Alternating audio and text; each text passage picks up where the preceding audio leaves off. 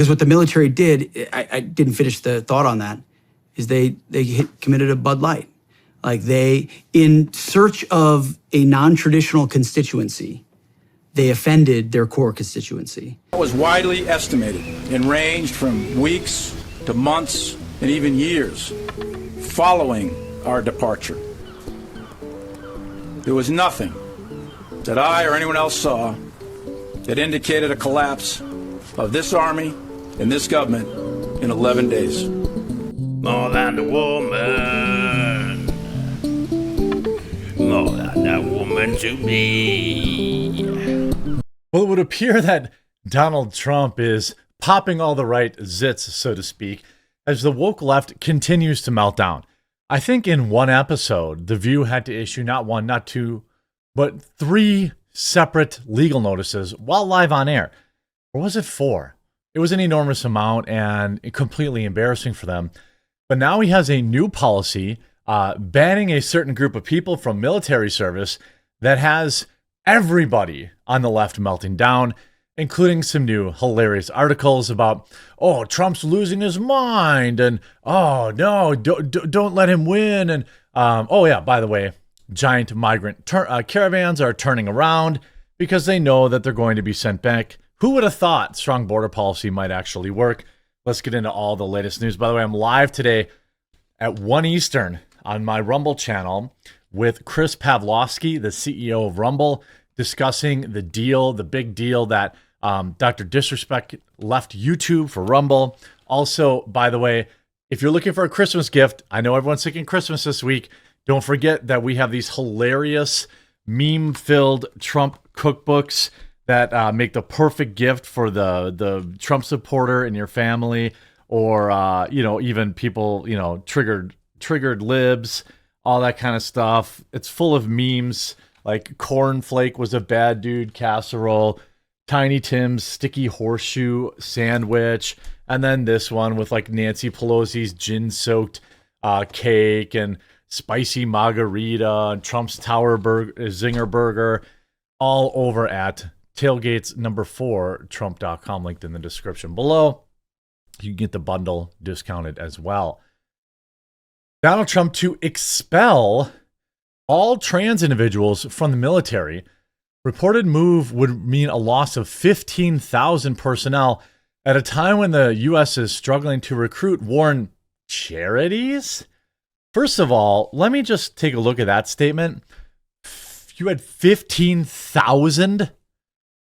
You have 15,000 trans people in the military. That seems wildly. That's the most concerning of all. Now, you guys know that I'm a little more woke when it comes to live and let live, and in spite of that kind of burning me through the years, I still basically stick to live and let live, and I don't have any issues with people with gender dysphoria.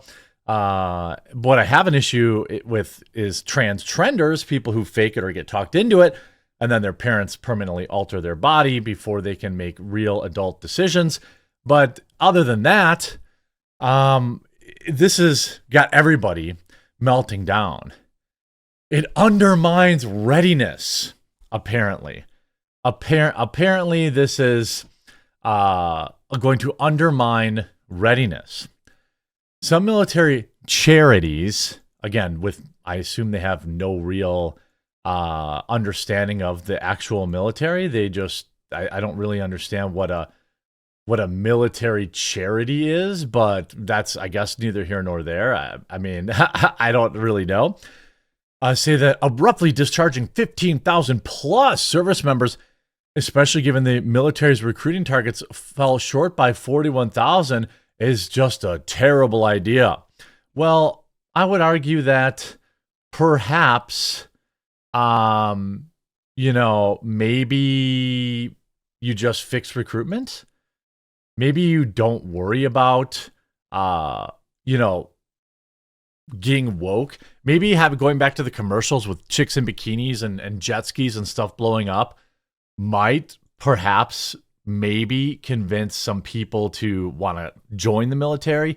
Maybe look at, just how terrible it's been for people, and maybe people don't want to join the military with an idiot like Joe Biden in office, or with the possibility of Kamala Harris in office where they're going to get sent off to die for some oil somewhere.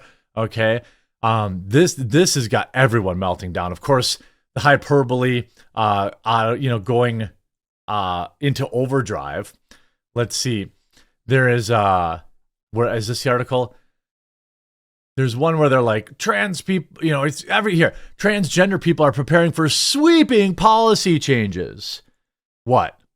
You're not allowed to go in, biological. You're supposed to go in the bathroom of your biology, and you can't serve in the military because you have a documented mental health issue, gender dysphoria. Okay. I don't really think that that's going to change trans people's lives in any way.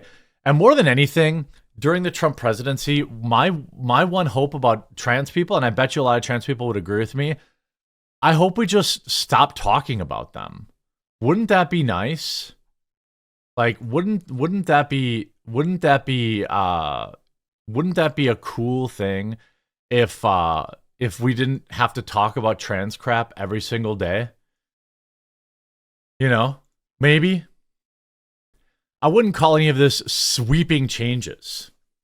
And I don't think any of his policies are anti-trans. They're pro-biology, right? And of course, NBC News will fearmonger about this. Plans for IDs and moving medical care. Oh my God, you're going to have your biological gender on your identification? What a terrible thing. What a terrible thing for somebody to have to endure. I mean, are you kidding me with this stuff? Like, the media is, by the way, responsible for all these meltdowns, Like, that's just the reality of it. They're the ones that cause all this nonsense. I mean, so the level of fear-mongering is hilarious. They're talking about, oh my God, they're going to need to get new passports with their actual biological gender on it. I mean, why is the White House doing this crap, right? We have a foreign invasion on our border, for crying out loud. Why are we so worried about 0.03% of the population? I think most people, including trans people, would like to not be in the headlines every single day, except the media is doing it. Then you see this. This is hilarious quote. The desire to turn inward is a delusion. Sure, Donald Trump's victory. Since Donald Trump's victory, I've not been able to stop thinking about Vladimir Putin's return to the Russian presidency in 2012. Another time in which an exhausted populace found itself unclear on what to do next. Everyone who's like old enough to be thinking about the election and all that kind of stuff, they were old enough when he was president last time, you lunatics. Everybody's life, by the way, for the most part, including people that voted for Trump, will not change that much, right? Hopefully we get some better gas prices, some more affordable groceries, and some better interest rates so people can expand their businesses. But outside of that, like, most people's lives will not be materially changed by the sitting president, obviously, unless it's stupid Kamala Harris and she sends your kids to war. But outside of that, like, this is one of the most hilarious coat pieces. They're like, the entire article is basically saying, don't let Donald Trump win. With no access to power, liberals in Russia could not do much to resist the measures. Instead, they worked on themselves. Independent magazines came out. They were coming out all across Russia. That was a very, very powerful response. I mean, go ahead. Do what you want. But these same people are going to be doing the whole thing of like, I'm resisting. Resisting what, you dorks? Like, just get on with your day. Maybe because we have a president that isn't going to spend every waking moment of every day worried about pandering to 0.03% of the population. I mean, perhaps, mayhaps, that would be good. And then now they're still coping. This article came out an hour ago. Popular vote totals makes Trump's mandate look like a mirage. Cope. How about 312 electorals? How about that? This is the ultimate loss. Like, this is like playing a game of pickup basketball and losing 75-10 and being like, yeah, but we lost 100-10 a month ago. Like, what? This is like ultimate loser talk. You know, when, by the way, most of the times in your life, the president you want to get in, that you want to vote for, may not win, right? I've probably got about a 50% success rate in my life. And really, you just got to get back at it. You know, you see this article trying to say, well, it's only like, but the details matter. As things stated, according to the latest tally, Trump won 49.86% of the popular vote, a margin of 1.6% over the vice president Kamala Harris. But he still won by millions of votes. He won the popular vote. That's not up for debate. And by the way, the election was almost a month ago. It was 20 days ago. We're 3 weeks into it. Illegal border crossings on track to reach new low. Gee, do you think that that's because Joe Biden enacted some new policy? Or it's because the messaging now is that you have to go back. All you have to do is message it, and these people will stop pouring in. U.S. Border Patrol is on pace to record fewer than 50,000 apprehensions of migrants crossing the southern border unlawfully this month. They've been averaging roughly 1,550 apprehensions between legal border entry points each day so far in November. That's still a lot. What is it? What are they talking about? That's like 45,000. That's what? That's barely any lower. The current 4-year low, 50,000 a month is not anything to be calling a low.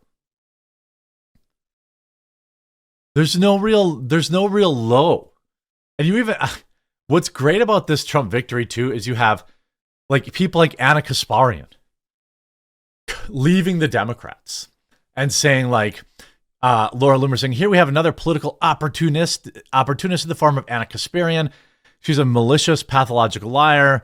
Because apparently Anna Kasparian, you know, has decided, I'm done with the Democrats. And so I'm like trying to get his bicycle like up the stairs. And all of a sudden this man stops me. His name's Jeff. And he's like, hey, let me help you out with that. And he starts helping me out.